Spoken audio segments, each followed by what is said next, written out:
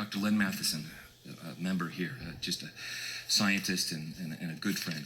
Dr. Len Matheson says that the adult brain has about 100 billion neurons, each with between 1,000 and 30,000 connections to other neurons. Now, if we stay with the minimum number of connections, we get to 100 trillion potential connections. If we start to talk about the patterns and the combinations of patterns between those connections, we get to a number we can't even imagine. So he invented a word, Godzillion.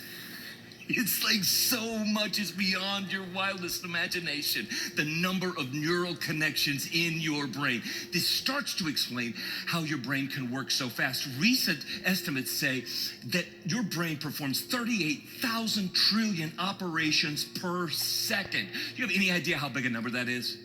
If you could tap your finger 10 times a second, do you know how long it would take you to get to that number? Over 120 million years. Now, if you're still with me, that means 38,000 trillion is a very large number. But it begins to explain something. You see, the simple point here is that your brain can handle that many operations per second, every second of your life. It keeps your lungs breathing. It keeps your heart beating. Keeps the blood flowing. It manages the temperature. It's like this coordination of impossible things. It's a symphony of life, really, is what it is. Breathing, living, smiling, laughing, crying, grieving, hearing, solving, dreaming, imagining. It's all being like coordinated in this thing, this brain that has a godzillion potential neural connections. That's the only way it happens. Now, when we see this, we're in awe of it, right? I mean, my British friends would say we're gobsmacked because we see these impossible, invisible systems coordinated together. I want you now to listen to an ancient poet king. His name is David. He describes his gobsmackedness, even when he doesn't understand it scientifically. You knit me together in my mother's womb. I praise you because I am fearfully and wonderfully made. Gang, listen to me. You were put together by an artisan. He knit you, he planned you. All of these abilities, all of these perspectives, all of these things, he gives it all to you, even the occasional flair for the dramatic.